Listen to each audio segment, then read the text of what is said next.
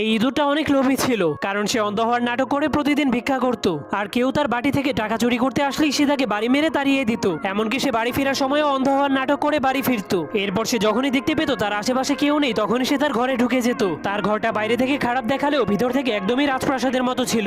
এমনকি সে ভিক্ষা করে নিজের জন্য একজন চাকরকেও রেখেছিল। এরপর সে তার ছেঁড়া কাপড়গুলোকে চেঞ্জ করে নতুন কাপড় পরে নেয়। এমনকি সে ভিক্ষা করে অনেকগুলো সোনার মুদ্রাও কিনে ফেলেছিল। সে ভিক্ষা করার মাধ্যমে সরকারি চাকরিজীবীদেরকেও হার মানিয়ে দিয়েছিল। কিন্তু তখনই হঠাৎ করে তার বাড়িতে একজন ট্যাক্স অফিসার চলে আসে, যার কারণে সে জলদি করে তার নতুন জিনিসগুলোকে চেঞ্জ করে সেখানে পুরনো জিনিস বসিয়ে দেয়। এরপর ট্যাক্স অফিসার তার ঘরের অবস্থা দেখার পর বুঝতে পারে সে অনেক গরিব, যার কারণে সে তার ঘর থেকে বের হয়ে যায়। কিন্তু তখনই তার সামনে একটা বিড়াল চলে আসে, যার কারণে সে ভয় পেয়ে সেখান থেকে পালিয়ে যায়। এরপর বিড়ালটা তার জানালা দিয়ে দেখতে পায় ইঁদুরটা তার সোনার কয়েনগুলোকে নিয়ে নাচানাচি করছে। তখন তাকে খাওয়ার জন্য বিড়ালটার মাথায় একটা আইডিয়া আসে। এরপর সে তার দাঁতের সাথে নকল একটা সোনার দাঁত লাগিয়ে দেয়। তখন ইঁদুরটা লোভে পড়ে সোনার দাঁতটাকে চুরি করার জন্য তার মুখের মধ্যে ঢুকলেই বিড়ালটা তাকে খেয়ে ফেলে।